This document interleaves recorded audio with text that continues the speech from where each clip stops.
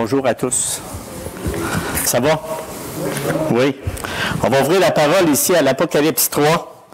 Là, je suis rendu à l'église de Sardes.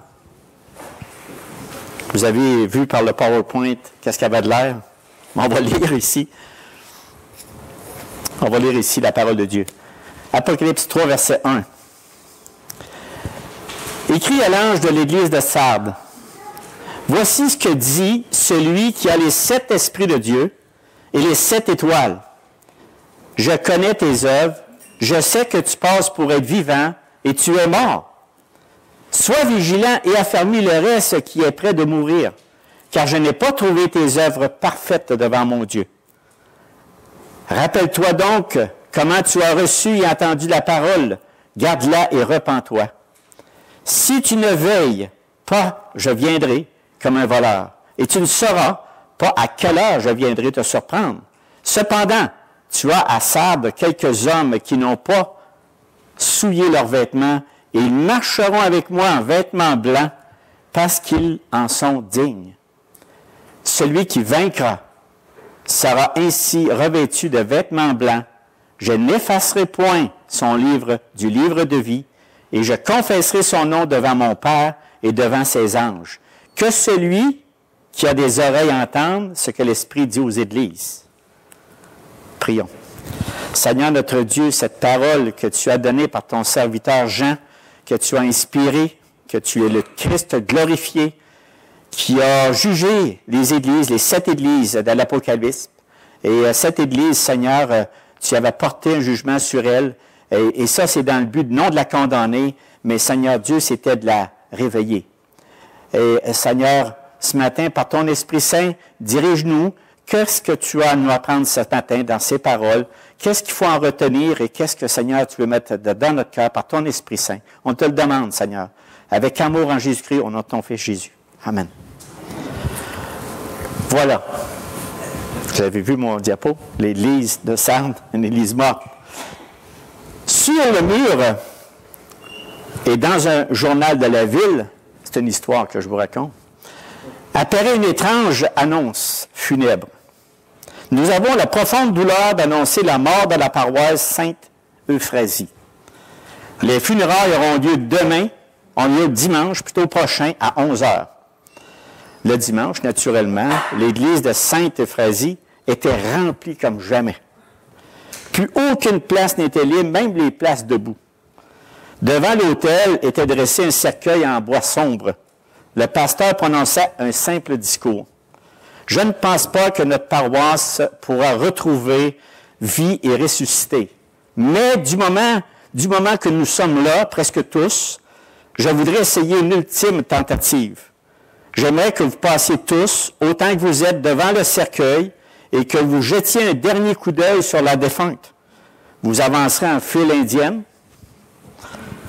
l'un après l'autre, et après avoir regardé le cadavre, vous sortirez par la porte de la sacristie. Bien là, je n'ai pas de cercueil, mais la porte de sacristie. Puis, ceux qui le voudront pourront revenir par la portail pour la prédication. Ça s'arrête là. Le pasteur, après ça, ouvrit le cercueil.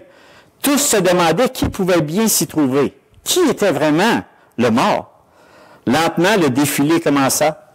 Chacun prit son temps pour regarder dans le cercueil, puis sortit de l'église comme prévu, en silence et passablement confus. Car tous ceux qui voulaient voir le cadavre de la paroisse Sainte-Euphrasie et regardaient dans le cercueil, voyaient dans un miroir, au fond, leur propre visage. Je ne sais pas si vous avez déjà entendu cette histoire-là, mais c'est quelque chose qui était... Moi, j'ai lu peut-être 7-8 ans. Mais ça m'est venu à l'esprit, puis j'ai dit, c'est une bonne introduction pour l'église de Sardes, qui est une église morte. C'est vraiment une réalité. Puis, prenez garde, je veux dire, dans le sens, quand je dis garde, mes frères, je suis pas, c'est pas un message pour vous rentrer dans le tapis, là. C'est pas du tout ça. C'est, moi, ce que j'ai à cœur, c'est vraiment vous nous mettre en garde sur certaines choses qui se véhiculent dans notre esprit avec les années dans l'Église, puis qui ont fini par perdre la direction, vraiment, du pourquoi que le Seigneur a fondé son Église. Vous savez que le Seigneur, c'est lui, le fondateur de l'Église, son Église. Mais quand il a jugé l'Église de Sardes, écoutez, il l'a regardé, puis on l'a lu tantôt par la parole de Dieu, comment c'était quand même clair. Et notre Seigneur Jésus-Christ, c'est pas quelqu'un qui nous laisse aller. Il est toujours à l'écoute. Il nous regarde. Mais il a le droit. Tu sais, on ne peut pas arriver et dire, Seigneur, pourquoi tu nous regardes? Ben non, c'est parce que c'est ton Église. C'est normal que tu aies les regards sur ton Église. C'est normal qu'on puisse être évalué, jugé par lui, par sa parole. Vous êtes d'accord avec ça? Et souvent, dans les églises, au fur et à mesure des années, on arrive, comme l'Église de Sardes, une église plus d'œuvre, qui honore le Seigneur. Et je veux faire le tour de ça ce matin. Je veux nous encourager. Je veux qu'on s'analyse tranquillement dans toute cette parole-là avec l'amour en Jésus-Christ pour dire, c'est quoi la part, moi, que je fais là-dedans? Qu'est-ce que ma relation avec Jésus-Christ, c'est pas parce que je veux vanter, c'est l'Église de Christ d'abord. On fait partie, c'est nous qui formons l'Église de Christ. Puis on est là ici, les frères et les sœurs ensemble, parce que cet amour-là qui vit en nous, on a le goût de le partager ensemble. Pas vrai? C'est vraiment ça. Donc, mon but ce matin, c'est le Seigneur Jésus-Christ exhorte ses fidèles serviteurs à être vigilants et affermis en se rappelant comment nous avons reçu et entendu la parole de Dieu. En faisant cela, nous la regarderons profondément dans notre cœur et nous nous repentirons de nos mauvaises pensées. C'est vraiment le thème que j'ai mis sur le bulletin pour qu'on s'en souvienne, pour qu'on sache vraiment le sujet de ce matin. Puis je pense avec l'image que j'ai vue en avant, je voulais que vous repartiez avec ça. Fait que quand vous parlez de l'Église de Sardes, vous allez voir ça, vous voyez ça. Donc, ici, le premier point, on va voir l'Église. C'est tellement bon, d'abord, quand on parle de son Église, il faut voir son caractère. L'Église de Sardes a été construite 1200 ans avant Jésus-Christ. Je sais que c'est un peu de l'histoire, mais l'histoire nous aide à comprendre ce que le Seigneur écrit. Qu'est-ce qu'il faisait? Pourquoi il dit ça à Sardes? Et l'Église de Sardes, c'est une ville qui était fière. C'était vraiment, les résidents, c'est le don, en plus de ça, il s'appelait Crésus, le roi de cette ville-là. Crésus, vous avez déjà entendu ça, c'est Crésus, c'est dit celui qui est riche comme Crésus. Bon, mais c'était le cas aussi parce qu'il était extrêmement riche.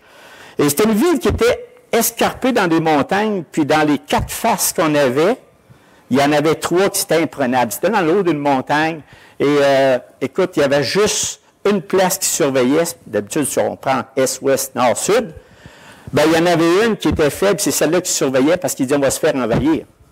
Et les 3 autres, ils étaient assis, puis ils étaient bien confiants, puis ils se cassaient pas la tête, puis ils étaient rassurés avec ça. Mais dans le fond, les autres, ils étaient trop confiants, malheureusement. Et vous savez, quand tu as des citoyens qui forment une église, comme ça veut dire, qui forment une ville de Sardes, c'est pour ça que je vous parle, la ville écrit à l'ange de l'église de Sardes, je vais vous donner, comme c'est là, le caractère de la ville, mais aussi comment que ces citoyens qui vivaient dans cette ville-là, comment est-ce qu'ils étaient confiants eux autres mêmes. Les citoyens, vous savez, on vit dans une ville, puis automatiquement, si tu es dans une ville de voleurs, qui est majoritairement voleur ou menteur, tiens, on va prendre menteur, bien, on risque de pogner des plis. C'est tous des menteurs. Tu sais, finalement, c'est tellement envahi dans une ville qu'on finit justement par s'imprégner de ça. Bien, c'est un peu ce que je veux dire, c'est que les serviteurs ou les enfants de Dieu qui étaient dans l'Église de Sardes étaient touchés par la population qui était autour. Habitants qui étaient orgueilleux, vu que il n'y avait pas peur des voleurs parce qu'ils étaient dans une situation géographique qui les enflait d'orgueil. Mais, au fur et à mesure, par leur non-vigilance des années, bien, ils se sont fait conquérir. Ils pensaient, eux autres, que dans l'endroit où ils ne pourraient pas monter dans la montagne escarpée, que l'ennemi n'aurait pas vu ça. Il a monté. Où vous pensez? Est-ce que vous pensez que l'ennemi, c'est-à-dire ceux qui ont pris la ville, ils se sont fait prendre par 2 fois, ils ont dû passer par la voie facile? Non. Ils ont dit, ils sont tous là. Ils sont tous en ville pour protéger l'entrée de la ville. Et c'est pas le cas, c'est tout simplement, c'est qu'eux autres, ils disent, étant donné qu'il n'y a pas personne qui surveille à cette place, on peut monter là. Donc, ils n'étaient pas vigilants, ils étaient orgueilleux, ils étaient passifs, et à ce moment-là, bien, tout simplement, c'est qu'ils se sont fait envahir 2 fois. Juste pour montrer que comment il faut être vigilant. Mais ce que je voulais en venir avec ça, pour comprendre les personnes qui composaient l'Église de Sardes, avaient ce même pli-là d'insouciance. Fiers, orgueilleux, mais insouciants. Donc, le problème de complaisance qu'on appelle. Vous savez, là-dedans, quand on regarde l'histoire, cette Église-là n'avait pas de persécution comme Éphèse, comme Thyatire, il n'y avait pas de persécution. Les autres avaient des persécutions. Pergame, Smyrne, qui était vraiment une Église souffrante. Ça, c'est les 4 Églises. Mais celle-là, non! Écoutez, l'adversaire, le diable, y a-t-il besoin de s'occuper des fidèles qui sont déjà corrompus? Tu sais, il n'y a pas besoin de s'en occuper, elle est déjà morte. Tu sais, elle était morte. Fait qu'à ce moment-là, il n'y avait pas de persécution, de fausses doctrines, de faux enseignements, ni de vie dissolue. C'était tout simplement nonchalant, orgueilleux, mais en même temps avec ce pli-là. Je ne sais pas si vous me saisissez bien comme il faut, là, mais en conclusion, sur l'état de la ville de Sardes, puis l'Église de Sardes, pour y voir son état d'esprit, en conclusion, c'est qu'à l'époque de Jean, Sardes est prospère, mais en décadence à cause de ça. Ces jours de gloire étant révolus depuis longtemps, la ville et l'Église qui s'y trouvent ont perdu leur vitalité. Leur état d'esprit pour les deux était commun et les fidèles de Sardes en étaient très affectés. Moi, je ramène ça au Québec. On est à Sardes, là, mais je ramène ça au Québec. Nous vivons la même chose au Québec. L'embonpoint spirituel. On est confortable. Notre Seigneur Jésus-Christ est mort pour nous. Toutes des choses acquises. Et c'est des choses qui sont vraies, mais en même temps, je ne dis pas que le Seigneur ne fait pas à moitié, mais au travers de ça, on va voir tantôt que, comme on a vu tantôt, il y en a quelques-uns qui ont resté fidèles à Jésus-Christ. Fidèles à sa parole. C'est ça. Et là, la ville avait tellement, l'assemblée était tellement composée de personnes non régénérées, ou qui ne voulaient pas régénérer, ou qui étaient statu quo. Ils ne se laissaient pas toucher par la parole de Dieu pour pouvoir modifier ta vie, pour pouvoir changer. Donc, parfois, nous, on a la même attitude que l'Église de Sardes. La même chose. Et c'est là qu'on va regarder, la deuxième, c'est l'auteur, qu'on parle de l'auteur de la lettre, qui est Jésus. Ça, c'est un des éléments qu'il faut se rappeler. Là, je voulais juste vous dire pour l'Église de Sardes, mais là, on est rendu à l'auteur de la lettre. Là, celui qui a écrit la lettre à l'Église de Sardes, c'est pas rien. Puis à chaque lettre, il écrivait un trait de son caractère. À chaque lettre. Et celui-là ici, il dit, voici ce que dit celui qui a 7 esprits de Dieu et les 7 étoiles. Jésus se présente comme étant celui qui a les 7 esprits de Dieu et les 7 étoiles. Que nous enseigne le fait que Jésus a les 7 esprits de Dieu et les 7 étoiles? Ça veut dire que le Seigneur, c'est celui qui tue et qui procure la vie. Là, vous allez dire, wow, t'es rendu loin, mon Gérard, ça va bien, qui tue? Ce que je veux dire, c'est que le Seigneur, par sa parole, on doit mourir à soi-même. C'est ça qui procure la vie éternelle. Non? Mais j'espère que je n'ai pas amené quelque chose qui... S'il faut, c'est la parole de Dieu, les 7 esprits de Dieu, c'est lui qui nous amène la vie éternelle. Mais en même temps, nous, pour bien la saisir par l'Esprit, il faut vraiment qu'on meure à soi-même. Si notre moi est trop fort, il y a toujours un combat en passant. Là. Donc, les 7 esprits de Dieu représentent le Saint-Esprit, capable de redonner à une Église morte ou mourante. Ces 7 esprits brûlent sur les 7 chandeliers. 7 chandeliers, c'est à les églises. Puis l'Esprit de Dieu donne aux 7 églises la capacité de briller comme des lumières dans le monde obscur de l'incrédulité. Ma question, est-ce qu'on se laisse diriger par le Saint-Esprit? Le Saint-Esprit n'est pas au chômage. Le Saint-Esprit n'est pas là, il est constamment là. Et il nous souffle des choses de Dieu. Et qu'est-ce qu'on en fait? Est-ce qu'il touche notre cœur ou pas notre cœur? Qu'est-ce que ça fait dans notre esprit? Isaïe 11.2, il dit, l'Esprit de l'Éternel, esprit de sagesse et d'intelligence, esprit de conseil et de force, esprit de connaissance et de crainte de l'Éternel. Jésus-Christ, par l'Esprit Saint, dirige son Église. Nous, on doit être à son écoute.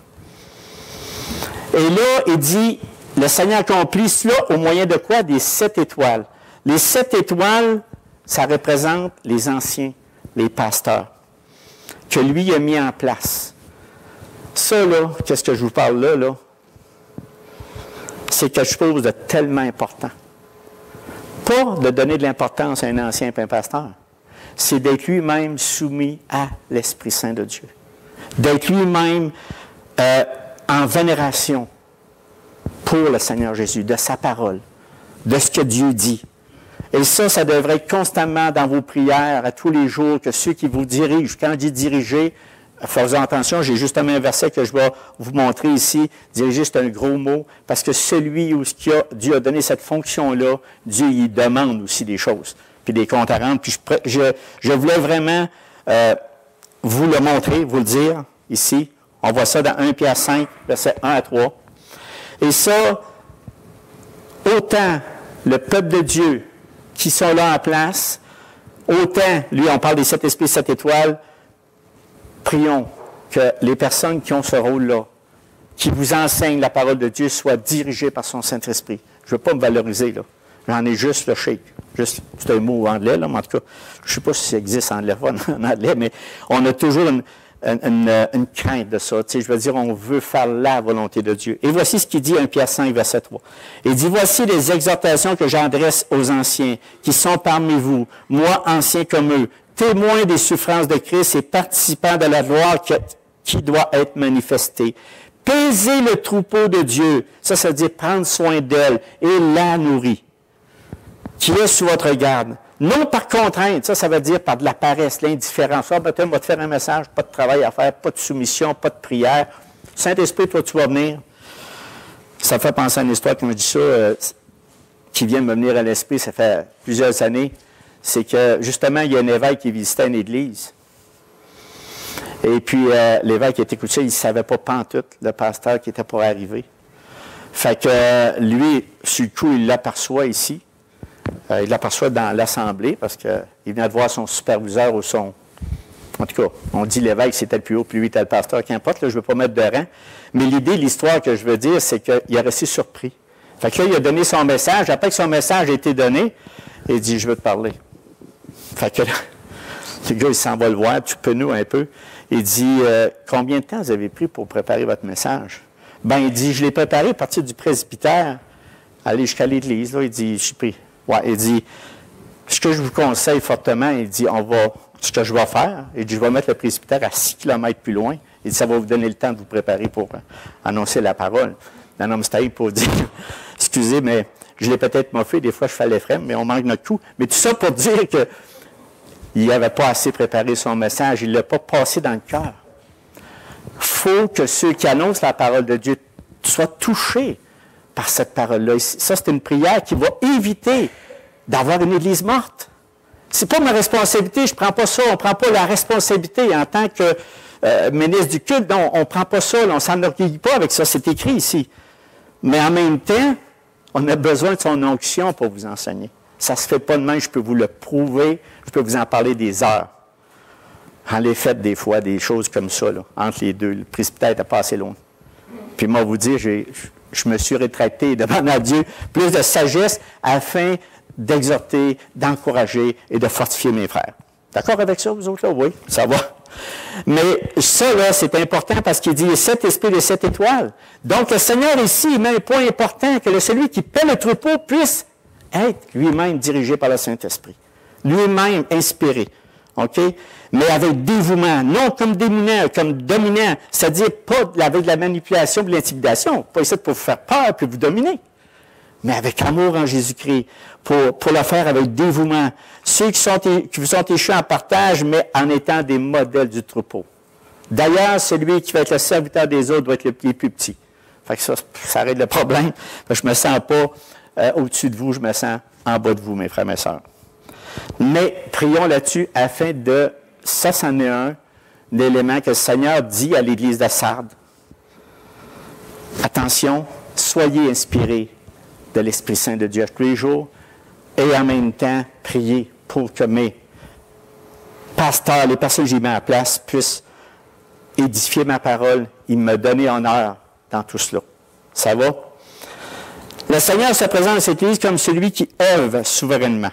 Donc, c'est la même chose pour nous, c'est la même affaire. Maintenant, on va regarder maintenant le troisième point, son caractère et sa faiblesse. Ça englobe plusieurs versets. Je connais, par exemple, je connais tes œuvres, je sais que tu passes pour être vivant, mais tu es mort, car je n'ai pas trouvé les œuvres parfaites devant mon Dieu. Vous savez, son caractère fort, je l'ai marqué parce qu'à tous les thèmes de chaque Église, il y avait un caractère fort.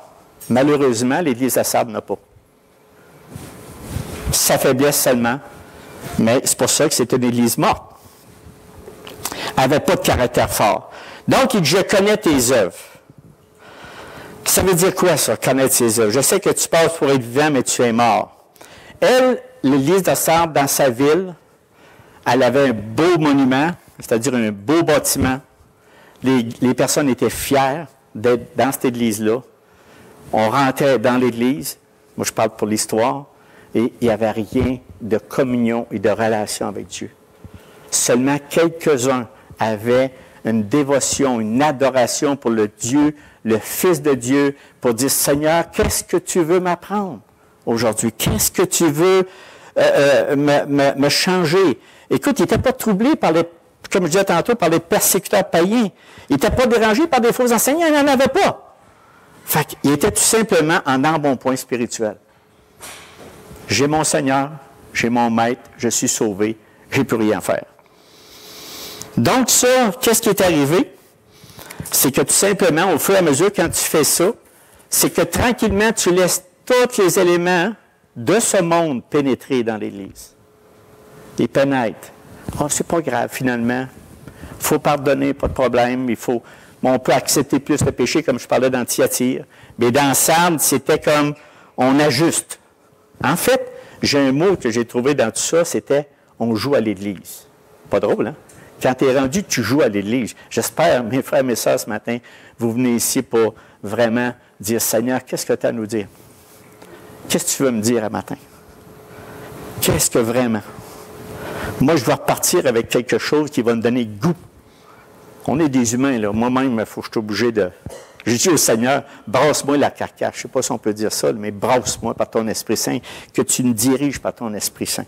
Mais c'est tellement facile de tomber dedans. Je vais vous donner une image. L'église de Sardes était très paisible, mais ça ressemblait à un cimetière. Le cimetière, c'est beau quand même, il y a de belles décorations, mais ça ne bouge pas fort. Même, je vous donnerai une autre image. Quand vous rentrez dans un musée dans lequel il y a beaucoup d'animaux paillés qui sont exhibés, c'est beau, là, ça donne un bel habitat naturel. Mais ça a-tu de l'air mort? Bien, des fois, on est de même spirituellement parlant. On est mort. On est mort. Donc, c'est ça. Tout sans naturel, l'église de Sardes paraissait flamboyant, mais son histoire est en décadence parce que les gens qui la composaient étaient morts spirituellement. Vous me saisissez? Quels sont les signaux maintenant d'alarme indiquant qu'une église est en danger? Premièrement, la quantité de personnes. Mes frères, mes sœurs, c'est pas la quantité. J'ai vécu, moi, dans toutes ces années-là, Dieu m'a montré que tu sois 10, que tu sois 200. C'est pas la quantité, comme la qualité. Vraiment. La qualité, les gens qui composent l'Église de Christ doivent être des mordus, des croyants fermes. On a des épreuves, mes frères et mes sœurs, j'enlève pas ça, mais on n'analyse pas ou on ne fait pas un diagnostic sur la quantité. J'ai arrivé dans des églises, ils sont 20, 15. Dieu n'est pas impressionné par la quantité. Hey, on est 75, 4, on est 120. Dieu n'est pas impressionné. Ce qui est impressionné, c'est le cœur. Lui, ce qu'il veut savoir, c'est ce qui était transformé dans notre cœur. C'est ça qu'il veut voir. Il veut voir le changement. Est-ce que la parole de Dieu a touché mon cœur? Est-ce que la parole a touché mes enfants? C'est ça que ça veut dire. Vendredi soir, je regardais sur Internet une émission. Ça a donné comme ça, je cherchais une information, puis à un moment donné, c'était des nouvelles, et puis là, je vois les 20 pasteurs les plus riches du monde. Aïe, aïe, aïe. J'ai dit, voyons donc, ça existe-tu? Ça fait jamais vu ça de ma vie, moi. Jamais vu ça. Ça part de 5 millions à 1,1 milliard. Moi, je vous dis, le dernier que j'ai vu, c'était à 1,1 milliard. Et je vous dis ça juste pour vous dire que, est-ce qu'on peut... Hey! Ils sont 70 000. Même des églises dans leur regroupement que j'ai regardé, 20 000. Des stades de 20 000. C'est pas rien, là. Vous sentez-vous tout petit là-dedans? Moi, en tout cas, je n'en revenais pas, je n'avais jamais vu ça. Et là, ça me faisait penser à cette parole-là, qui disait, ouais, mais c'était un danger. Ne regardons pas la quantité, mes frères et mes sœurs, dans l'Église, et plus la qualité du Seigneur qu'il fait avec nous. Puis ces gens-là, je ne suis pas là pour les condamner, là. Dieu va s'en occuper. Je l'ai dit tout à l'heure, 1 Pierre 5, verset 2. Dieu va s'en occuper. Cassez-vous pas la tête. Je n'ai pas besoin de m'occuper de ça, lui. Lui, il va s'en occuper. Puis je n'ai pas de haine ni d'amertume, mais j'étais sané des églises mortes. Mais qui paraissent vivantes, mais sont mortes devant le Seigneur. Puis ça, c'est mon jugement petit. Mais j'ai juste à voir, j'ai juste écouté à un moment donné la vidéo. C'est une vidéo de 3 minutes. C'est un évangile de bonbons, de prospérité. C'est des choses que je vais venir un petit peu plus tard, mais écoutez, l'Église en péril, un autre danger, c'est se reposer sur ses lauriers, s'endormir, de ne pas faire d'efforts, au lieu de dire, ben Dieu, ça, ne tombez pas dans l'activisme. C'est quand Dieu vous dit de faire un service. C'est pas ça, là. On va le voir un peu plus loin, on ne gagne rien à faire ça, c'est pas ça. Mais quand on est touché par sa grâce, touché par son amour, on est porté, on ne reste pas sur ses lauriers. On attend que l'Esprit Saint nous dise, puis l'Esprit Saint de Dieu va vous le dire, vous allez le faire. On met notre confiance en Dieu. On ne se lâche pas, on ne se relâche pas. Un autre signal d'alarme, c'est quand on se préoccupe plus de la liturgie que sa réalité spirituelle. Tu sais, des fois, j'aime pas ça, telle activité qu'on fait, telle cérémonie, je peux aussi bien dire le repas du Seigneur ou qu'importe. La chanson des enfants, moi, ça me tape les nerfs. Tu sais, on ne s'arrête pas là-dessus. Tu sais, je veux dire, on peut pas, on est différents dans des assemblées, différents, oui, mais en même temps, eux se préoccupaient de ça. Mais ils faisaient toujours pareil, l'Église de Sardes. Mais nous, on doit s'analyser et dire, hey, c'est quoi? On a le droit de dire quelque chose, je ne veux pas vous empêcher de parler. Mes frères et mes sœurs, écoute, on a le droit de donner, on a le droit, mais si c'est fait avec amour, avec gentillesse, dans le but d'exhorter, d'encourager, il n'y a pas de problème. Un autre danger, c'est qu'ils cherchent à guérir les maux de la société. Et là, j'en viens à mon exemple tout à l'heure de YouTube. Lui, là, il avait compris ces églises-là, l'évangile de prospérité et de guérison. Qui ne veut pas avoir de l'argent? Ça, c'est-tu humain, ça? Ça, là, c'est pleinement humain. On regarde les riches, on a dit, ça a-tu de l'allure? Pourquoi pas moi, Seigneur? Comment se fait que j'ai juste un petit pain, puis j'ai un petit voilier, puis je ne suis pas rien d'autre, puis tout? Puis la guérison. Qui veut être guéri? Qui aime ça être malade? Ça, les servent de ces deux, l'évangile de prospérité, de guérison, on parle de « Venez à moi, au nom du Seigneur, vous allez être sauvés. » Hey, tu fermes tes oreilles, je viens fou. Juste à écouter des affaires de même. C'est pas ça, l'évangile de Jésus-Christ, c'est pas ça. Tu es pauvre parce que tu manques de foi. Tu ne guéris pas parce que tu manques de foi. Voyons non, tu vas mourir un jour. Dieu peut guérir en tout temps, mais il va mourir pareil. Il y en a qui ont ressuscité quand Christ est ressuscité. Puis ils sont morts après, là. Ils n'ont pas resté ressuscités. Ils sont morts que 10 ans après. Non, c'est toutes des affaires qu'il faut mettre dans notre tête et faire attention à ces dangers-là. Lorsqu'on se préoccupe des choses matérielles, regardez, dans Luc 12,15, il dit, puis il leur dit, gardez-vous avec soin de toute avarice, car la vie d'un homme ne dépend pas de ses biens, fut-il dans l'abondance. Voici, dit-il, ce que je ferai. J'abattrai mes greniers, je bâtirai plus grand. J'y amasserai toute ma récolte, tous mes biens. Mais qu'est-ce qui est arrivé? Qu'est-ce qu'il dit après? Je vais te redemander ton âme dès demain matin, ou cette nuit même. Il n'y a rien à faire là-dedans. Lorsqu'on se suit plus des hommes, tu vas aimer, tu crois un Seigneur Jésus-Christ, toi. Il faut être faible d'esprit, hein? Il faut être simple d'esprit pour croire des choses comme ça. C'est quoi ça? Ça naît des faiblesses, c'est des soucis d'avoir plus peur de l'homme que de Dieu. Dieu est une sainte crainte. Lorsqu'on s'attache aussi à des credos doctrinaux, des choses théologiques, on voit des personnes des fois qui viennent complètement perturbées par toutes sortes d'enseignements qui ne sortent pas directement des Écritures, mais que c'est des pensées d'hommes. Au lieu de s'en tenir à la parole de Dieu ou qu'elle cesse d'être convaincue que chaque mot de la Bible concerne la divinité et la vérité. Mais là, on s'écarte et on s'en va partout. Ça aussi, c'est extrêmement dangereux. C'est tous des dangers qui nous amènent à devenir une Église morte.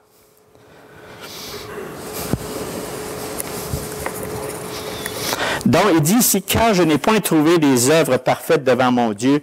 Quelles sont les différences entre les œuvres parfaites et des œuvres non parfaites? Des œuvres parfaites devant Dieu, ce sont seulement celles qui procèdent d'une vraie foi et sont accomplies selon la loi et pour la gloire de Dieu.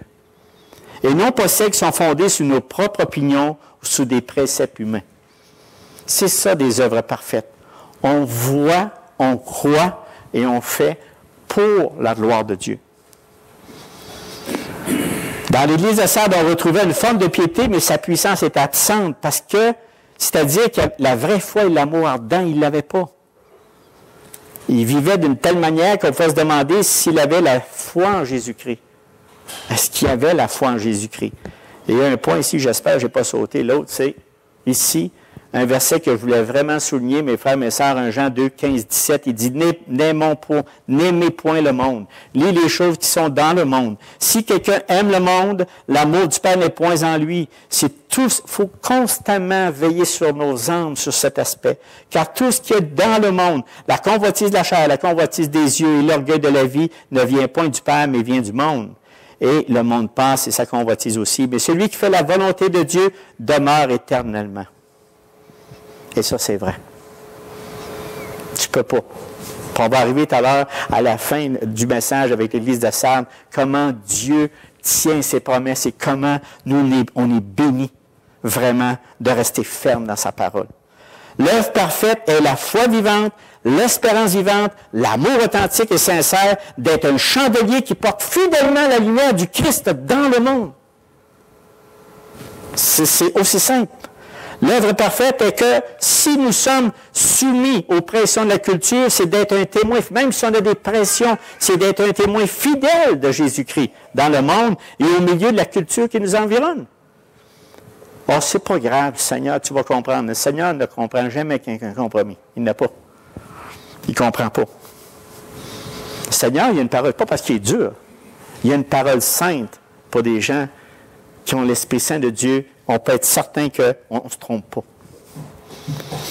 Pour illustrer cette dilemme de Sardes, il y a le plus bel exemple qu'on a ici, c'est vraiment l'histoire de Samson. Tout le monde connaît l'histoire de Samson. Samson, il y avait cette tentatrice, il était à tous les jours, puis c'est vrai, là, il y avait une force extraordinaire, il y avait des exploits spectaculaires. Ça, c'est toujours dans les œuvres que je veux vous parler. C'est quoi vraiment faire des œuvres parfaites et œuvres non parfaites. La tentatrice d'Élina était chaque jour à le tourmenter, l'importunité pour ses instances, afin que lui révèle le secret de sa force. À un moment donné, il était tanné. Il était tanné, il était fatigué, la force de se faire harceler, puis là, il a dit la vérité, si tu me coupes les cheveux, je perds ma force. Et qu'est-ce qu'elle a fait? Il a coupé les cheveux.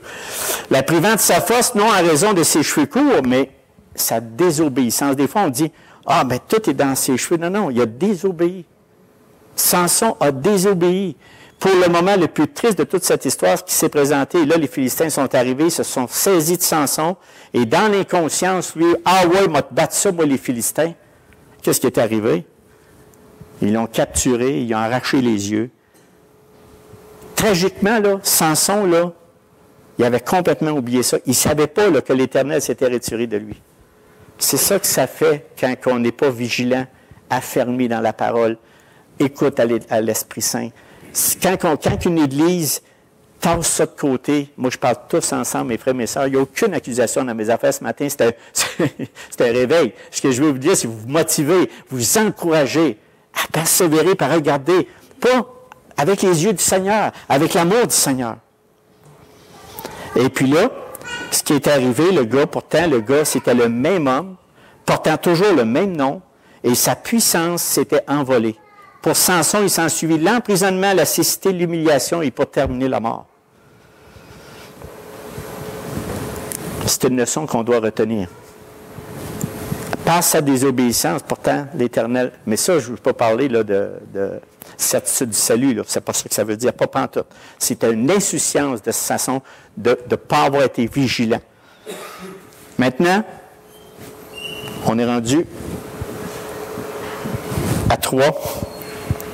C'était toujours le troisième point. C'est que comment empêcher une Église de tomber dans les piège de la liturgie spirituelle, c'est d'être vigilant, affermi. C'est ce qu'il dit dans les dansardes ici. Sois vigilant et affermi. Le reste, c'est qu'il est prêt de mourir.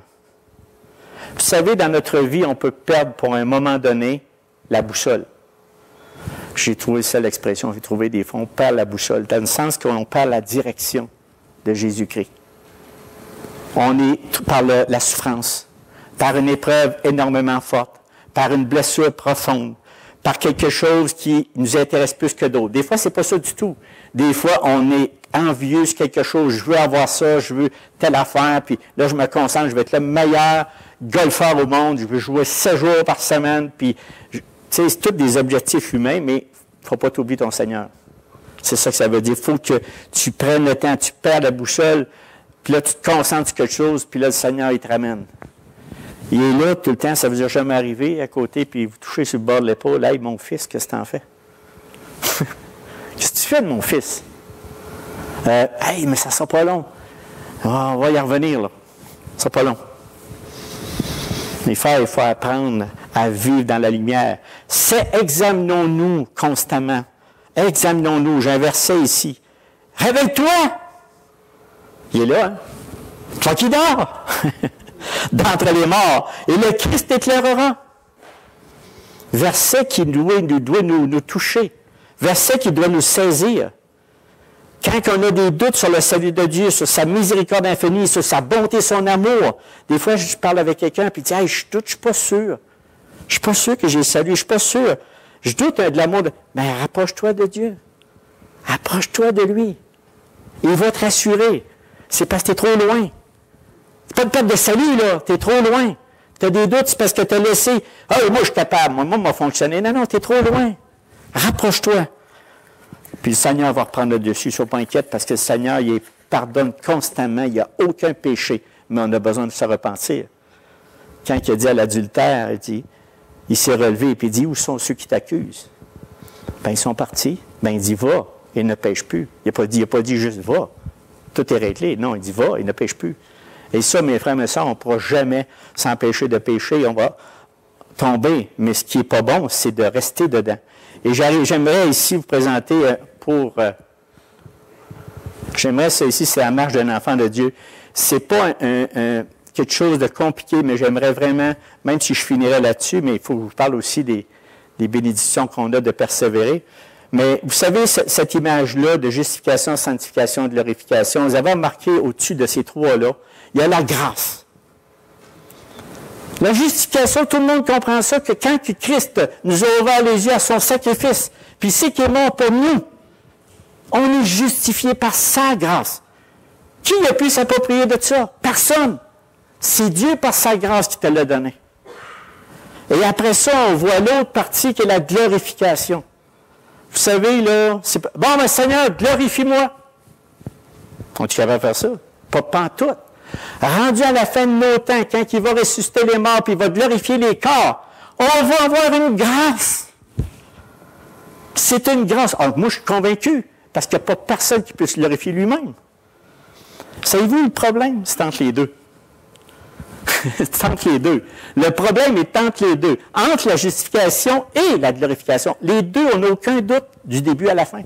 Mais entre les deux, c'est la sanctification. On vit par grâce.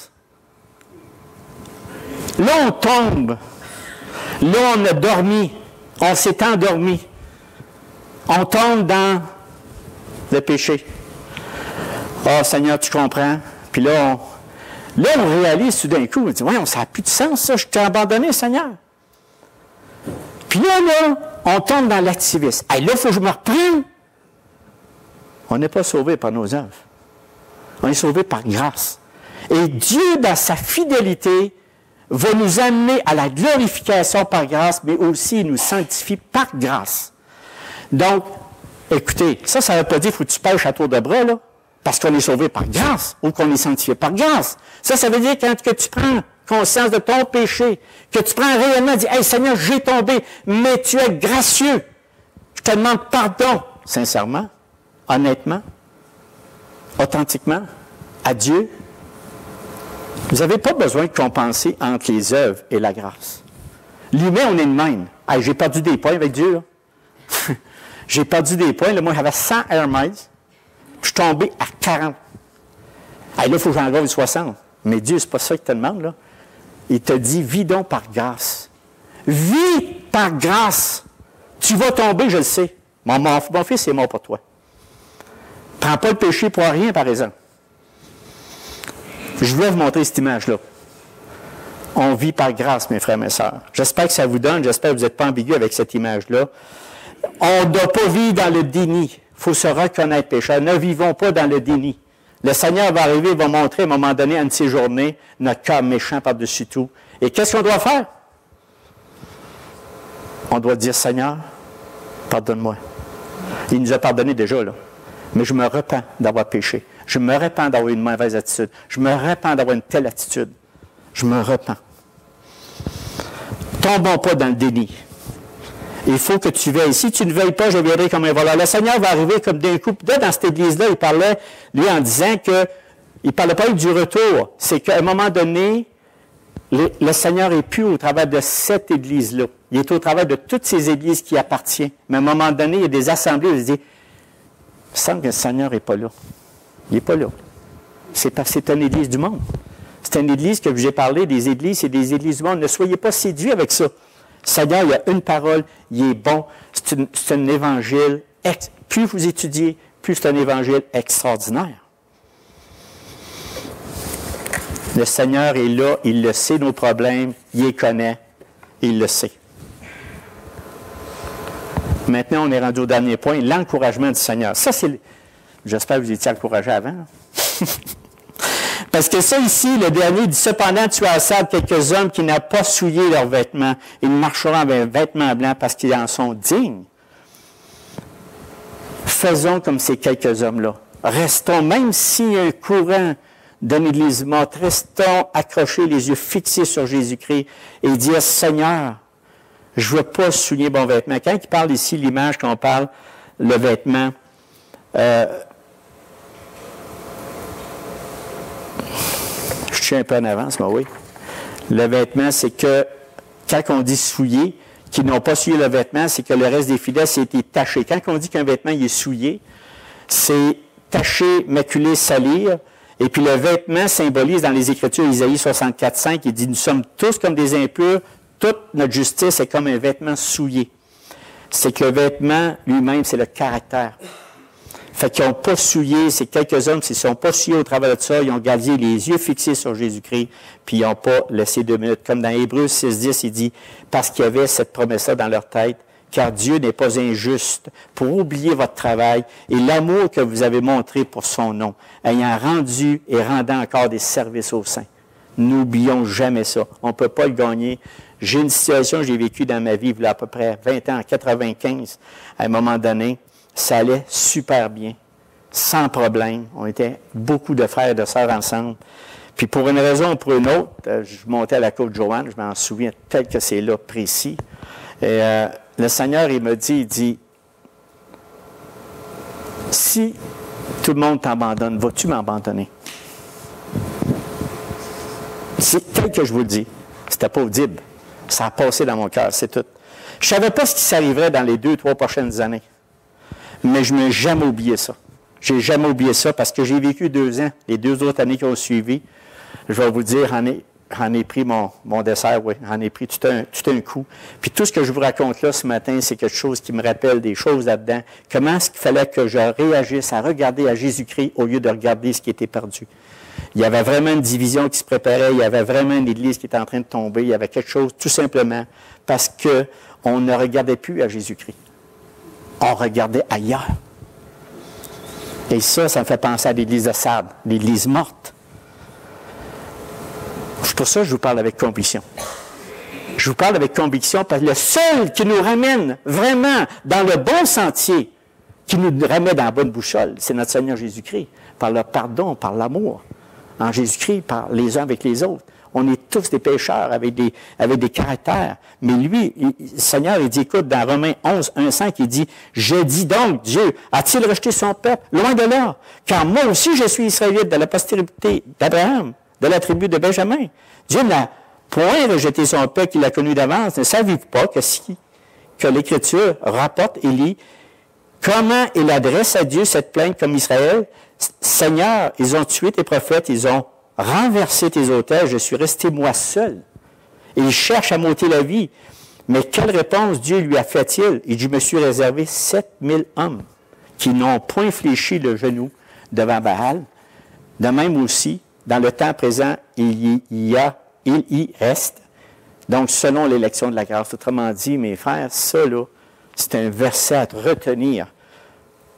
Il ne nous abandonnera jamais. Si vous sentez seul à un moment donné, puis vous dites, voyons, ça n'a pas de bon sens, mais premièrement, une bonne analyse de notre cœur par rapport à Jésus-Christ, par rapport à son amour, par rapport à tout son plan divin, qui est son Église, qui est l'Église de Christ. Et puis après ça, ben, un bon ménage, puis il va vous le faire. Mais on vivra toujours parmi ça, sans viser personne. Il y aura toujours des personnes éloignées du corps de Christ, qui sont hypocrites, qui sont orgueilleux. Écoute, si tu n'es pas touché, tu deviens comme ça. Puis parfois, ces choses-là nous viennent dans notre cœur. Donc,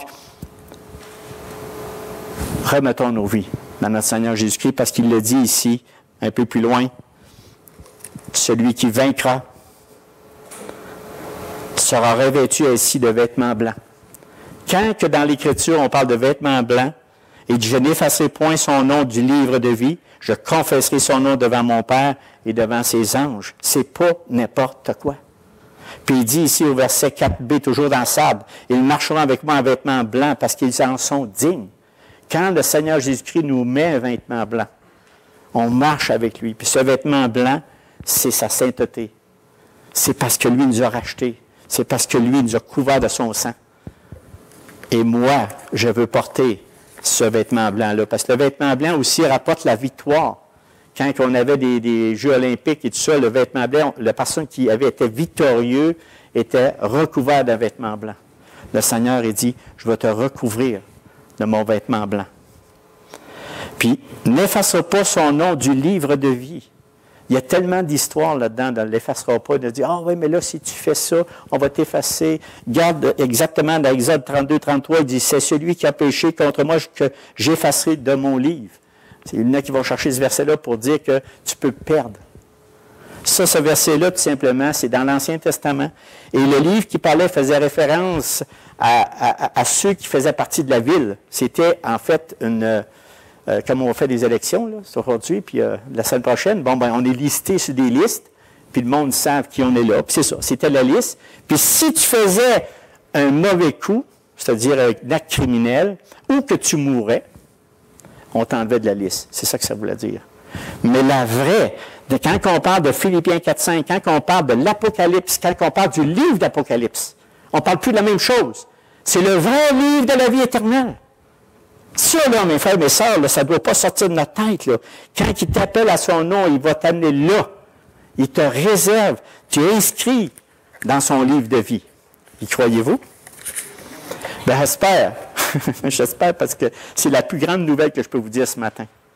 On est inscrit dans son livre, celui qui persévère jusqu'à la fin, qui veut recouvrir de son vêtement blanc, il veut s'accrocher aux Écritures, puis qui veut vraiment participer dans son Église vivante, qui lui est soumis. Dans ce moment-là, on grandit. C'est ça le but d'une Église. Le but d'une Église, de son Église, c'est qu'on puisse être édifié par sa parole, encouragé par sa parole.